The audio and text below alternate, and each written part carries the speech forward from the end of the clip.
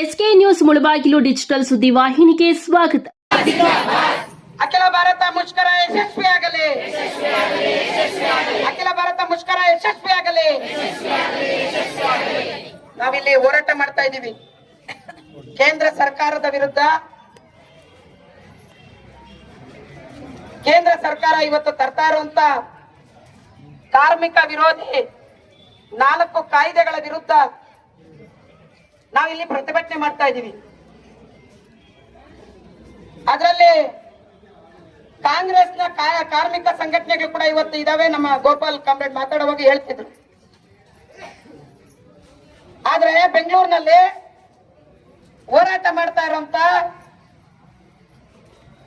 ಕಾರ್ಮಿಕರನ್ನ ಹೊಡೆದು ಲಾಠಿ ಚಾರ್ಜ್ ಮಾಡಿ 10 ಬಸ್ಗಳಲ್ಲಿ ಇವತ್ತು ಅರೆಸ್ಟ್ ಮಾಡ್ಕೊಂಡು ಹೋಗಿದ್ದಾರೆ, ತುಂಬಿಕೊಂಡು ಹೋಗಿದ್ದಾರೆ. ಯಾರು ಮಾಡಿಸಿರೋದು? ರಾಜ್ಯ ಸರ್ಕಾರ. ಕಾಂಗ್ರೆಸ್, ಬಿಜೆಪಿ, ಜೆಡಿಎಸ್ ಇವೆಲ್ಲವೂ ಕೂಡ ಒಂದೇ ನಾಣ್ಯದ ಅಷ್ಟೇ. ಕಾರ್ಮಿಕ ವಿಚಾರ ಬಂದಂತ ಸಂದರ್ಭದಲ್ಲಿ ಯಾಕೆ ಈ ಪದವನ್ನು ಇವಾಗ ಮಾತಾಡ್ತಿದ್ದೀನಿ ಅಂತಂದ್ರೆ, ಅಂಗನವಾಡಿ ಹೆಣ್ಮಕ್ಳು ಬಹಳ ದೊಡ್ಡ ಮಟ್ಟದಲ್ಲಿ ಹೋರಾಟ ಮಾಡಿದ್ರೆ ನೀವು ಬೆಂಗಳೂರಲ್ಲಿ, ಹೌದಲ್ಲ?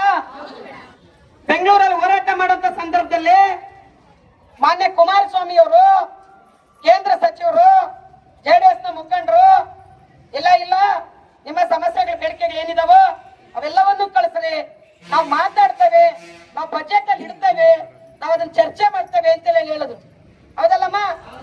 ಕೊನೆಗೆ 2-3 ದಿವಸ ಮಾತುಕತೆ ನಡೆದು, ಇಲ್ಲ ನೀವೆಲ್ಲರೂ ಕೂಡ ನಮ್ಮ ಆರೋಗ್ಯ ಸಮಸ್ಯೆ ಇದೆ, ನಾನು ಅಲ್ಲಿ ಬರ್ಲಿಕ್ಕಾಗಲ್ಲ, ಆಮೇಲೆ ಕೇಂದ್ರದಿಂದ ಡೆಲ್ಲಿಯಿಂದ ಅಧಿಕಾರಿಗಳೆಲ್ಲ ತರ್ಲಿಕ್ಕಾಗಲ್ಲ, ನಿಮಗೆ ಚಾರ್ಜ್ ನಾವೇ ಕೊಡ್ತೀವಿ, ಫ್ಲೈಟ್ ಟಿಕೆಟ್ ಬುಕ್ ಮಾಡ್ತೀವಿ, ಕಾರ್ಮಿಕರು ನೀವು ಮುಖಂಡರು ಬರ್ಬೇಕು ಅಂತ ಹೇಳಿದ್ರು.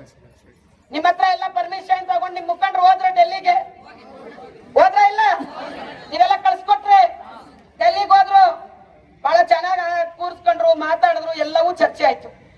ಯಾಕೆ ಸ್ವಾಮಿ ಬಜೆಟ್ ಅಲ್ಲಿ ಒಂದೇ ಒಂದು ಮಾತಾಡ್ಲಿಲ್ಲ, ಮಾತಾಡಿಸ್ಲಿಲ್ಲ, ಮಾತಾಡ್ಸು ಅಂತ ಹೇಳಲಿಲ್ಲ, ಹೇಳಿದ್ರ? ಮಾತಾಡ್ಸು ಅಂತ ಹೇಳಿದ್ರ? ಯಾಕೆ ಅಂತಂದ್ರೆ ಆ ಶಕ್ತಿ ಇಲ್ಲ.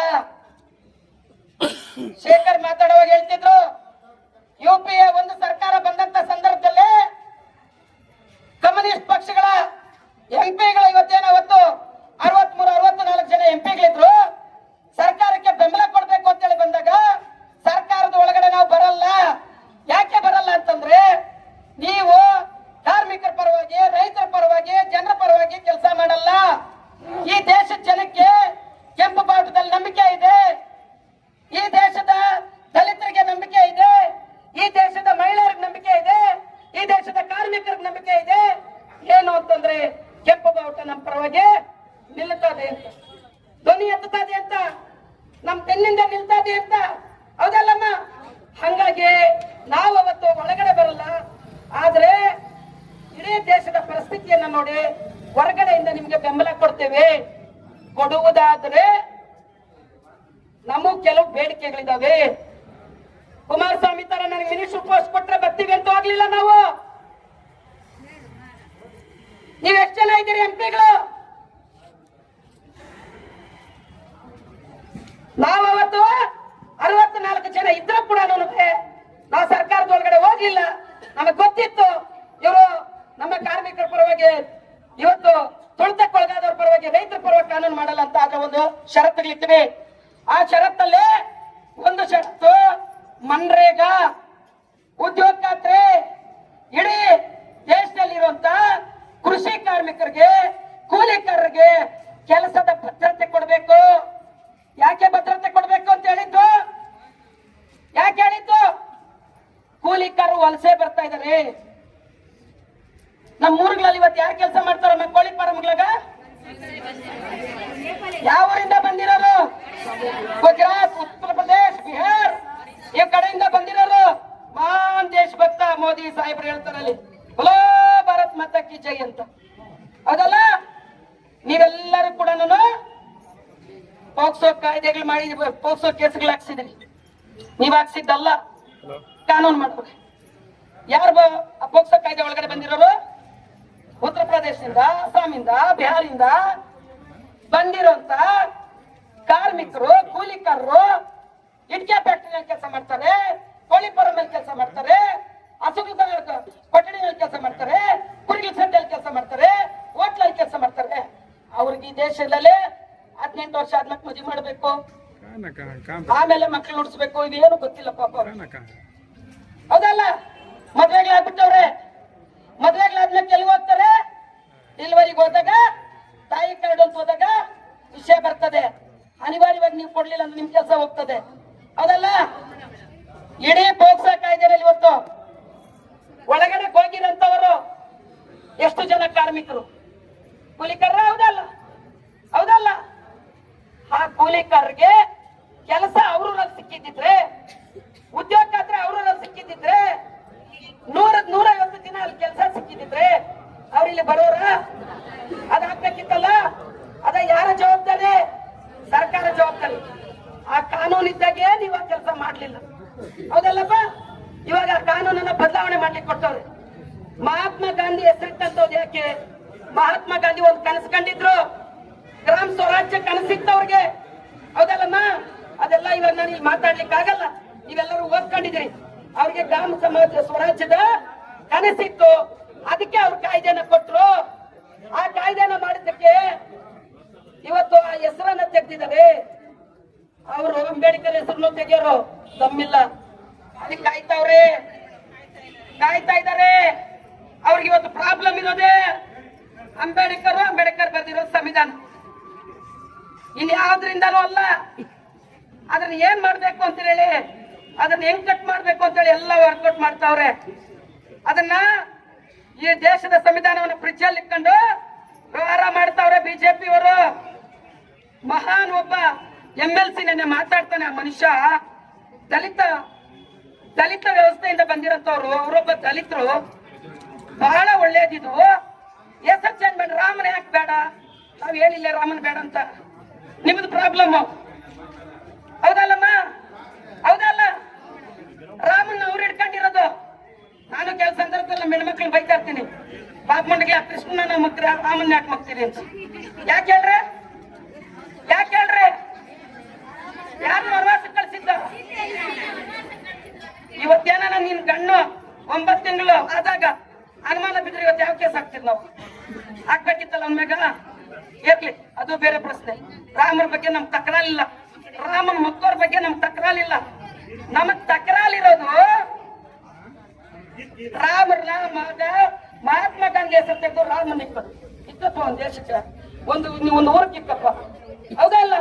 ಚೆನ್ನಾಗಿ ಎಲ್ಲರ ಬಡವ್ರಿಗೂ ಮನೆಗೆ ಕಟ್ಸ್ಕೊಟ್ಟು ಆ ರೋಡ್ ಕಿಕ್ಕಪ್ಪ ಹೆಸರು ನಾವು ಬೇಡ ಅಂತ ಹೇಳಿಲ್ಲ. ಹೌದಾ ಅಲ್ಲ? ಈ ದೇಶಕ್ಕೆ ಸ್ವಾತಂತ್ರ್ಯಕ್ಕೋಸ್ಕರ ಹೋರಾಟ ಮಾಡಿ ತನ್ನ ಪ್ರಾಣವನ್ನ ಕೊಟ್ಟಂತ ಕೊಂದಂತವರು ನೀವೇ.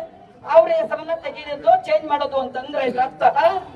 ಈ ದೇಶದಲ್ಲಿ ಯಾರು ಈ ದೇಶಕ್ಕೋಸ್ಕರ ಎಲ್ಲ ಹೋರಾಟ ಮಾಡೋರು, ಈ ದೇಶನ ಕಟ್ಟವರು, ಅವರಿಂದ ಇದೆಲ್ಲ ಕಸಿಕೊಳ್ಳುವಂತ ಕೆಲಸ ಒಂದು.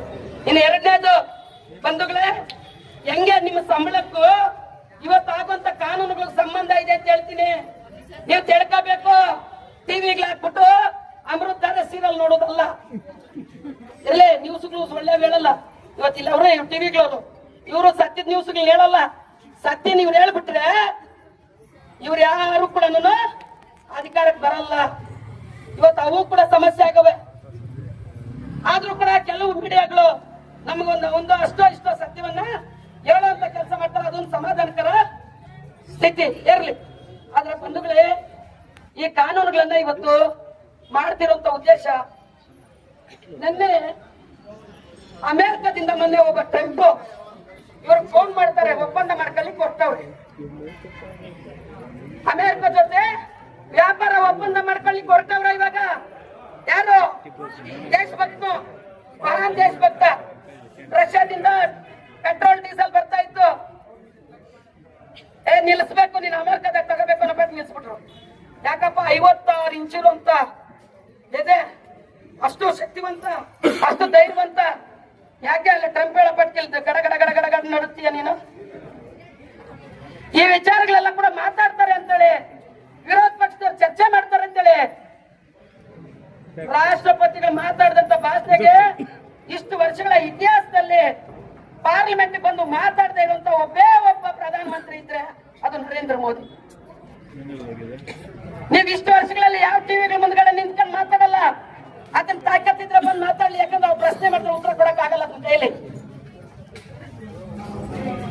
ಇವತ್ತು ಅವ್ರ ಜೊತೆ ಒಪ್ಪಂದ ಮಾಡ್ಕೊಂತಾರೆ. ಇವತ್ತು ಅಲ್ಲಿ ಪೆಟ್ರೋಲ್ ತಗೊಂಡ್ರು, ಡೀಸೆಲ್ ತಗೊಂಡ್ರು. ಇವತ್ತು ಅವರು ಕೃಷಿ ಉತ್ಪನ್ನಗಳು ಎಲ್ಲವನ್ನು ಕೂಡ ಅವರಿಂದ ತಗೊಳ್ಳೋದಕ್ಕೆ 18% ಟ್ಯಾಕ್ಸ್ ಹಾಕ್ತಾರೆ. ನಾವು ಅಮೆರಿಕದಿಂದ ತಗೊಳ್ಳೋ ವಸ್ತುಗಳಿಗೆ ಟ್ಯಾಕ್ಸ್ ಹಾಕ್ತಾರೆ, ನಾವು ಕೊಡೋ ವಸ್ತುಗಳಿಗೆ ಟ್ಯಾಕ್ಸ್ ಇಲ್ಲ. ಮಹಾನ್ ದೇಶಭಕ್ತಿ ಒಪ್ಕೊಂತ ಅವನೇ. ಇದ ದೇಶಭಕ್ತಿ ಅಂದ್ರೆ? ದೇಶಭಕ್ತಿ ಅಂದ್ರೆ ಇದ? ತೆಲುಗು ಕವಿಗಳು ಹೇಳಿದ್ದಾರೆ, ದೇಶ ಮಟ್ಟೆ ಕಾದು ದೇಶ ಮಟ್ಟೆ ಮನುಷ್ಯರು ಅಂತ ಹೇಳಿ. ದೇಶ ಅಂದ್ರೆ ಜನಗಳಲ್ಲ. ಇಷ್ಟೊತ್ತು ನಮ್ಮ ಲೀಡರ್ಗೆ ಮಾತಾಡಿದ್ರು, ದೇಶ ಅಂದ್ರೆ ರೈತರು, ದೇಶ ಅಂದ್ರೆ ಕಾರ್ಮಿಕರು, ದೇಶ ಅಂದ್ರೆ ಮನುಷ್ಯರು, ದೇಶ ಅಂದ್ರೆ ದಲಿತರು, ದೇಶ ಅಂತಂದ್ರೆ ಎಲ್ಲ ಸಮಗ್ರ ಜನಮಾನವ, ಸಕಲ ಜೀವರಾಶಿಗಳು. ಅವೆಲ್ಲವೂ ಇದ್ರೆ ಮಾತ್ರ ದೇಶ ಉಳಿಯುವಂತದ್ದು. ಇಂಥ ಪರಿಸ್ಥಿತಿನಲ್ಲಿ ಇವತ್ತು ಕೇಂದ್ರ ಸರ್ಕಾರ ಹಂಗಿದೆ, ರಾಜ್ಯ ಸರ್ಕಾರ ಕೂಡ ನಿಮ್ಮ ಸಮಸ್ಯೆಗಳಿಗೆ ಸ್ಪಂದಿಸ್ಲಿಕ್ಕೆ ಆಗಲ್ಲ. ಇವ್ರಿಗೆ ಆರ್ಥಿಕ ನೀತಿಯ ವಿಚಾರಗಳಲ್ಲಿ ಕಾಂಗ್ರೆಸ್ ಬಿಜೆಪಿ ಒಂದೇ. ಇವತ್ತು ಅವ್ರಿಗೂ ಕೂಡ ಇದನ್ನ ಬಹಳ ಕಡಾಖಂಡಿತವಾಗಿ ಧಿಕ್ಕರಿಸಬೇಕು, ವಿರೋಧ ಮಾಡಬೇಕು ಅನ್ನೋಂತ ಸರಿಯಾದಂತ ತಿಳುವಳಿಕೆ ಅಲ್ಲ, ಅದು ಅವ್ರಿಗೆ ಅಂಡರ್ಸ್ಟ್ಯಾಂಡ್, ಹೌದಲ್ಲ? ಆದ್ರೆ ಬಂಧುಗಳೇ, ನಾನ್ ನಿಮ್ಗೆ ಹೇಳ್ತೇನೆ, ನಾವು ಇವತ್ತು ನಮ್ಮ ಮಕ್ಕಳಿಗೆ ಪಡ್ಕೋಬೇಕಂದ್ರೆ ನಮಗಿರುವಂತದ್ದು ಒಂದೇ ದಾರಿ. ಶೇಖರಪ್ಪ ಮಾತಾಡೋಗಿ ಹೇಳಿದ್ರು, ಜನಕ್ಕಿಂತ ಈ ಜಗತ್ತಾಗ ದೊಡ್ಡವ್ರು ಯಾರು ಇಲ್ಲ. ಯಾರು ಇದಾರ? ಯಾರು ಇಲ್ಲ. ಜನನ ಒಂದಾದ್ರೆ ಏನ್ ಮಾಡ್ತಾರೆ? ಯಾವ ಕಾನೂನುಗಳು ಏನು ಆಗಲ್ಲ. ನಾವು ಈ ದೇಶನ ಪಡ್ಕೊಂಡಿರೋದು ಹೋರಾಟದಿಂದಾನೆ, ಪ್ರಾಣ ಕೊಟ್ಟೆ ಪಡ್ಕೊಂಡಿರೋದು. ನಮ್ಮ ಹಕ್ಕುಗಳನ್ನು ಕೂಡ ನಾವು ಹೋರಾಟ ಮಾಡಿ ಪಡ್ಕೋಬೇಕು. ನೀವು ಅಂಗನವಾಡಿ ಹೆಣ್ಮಕ್ಳು 170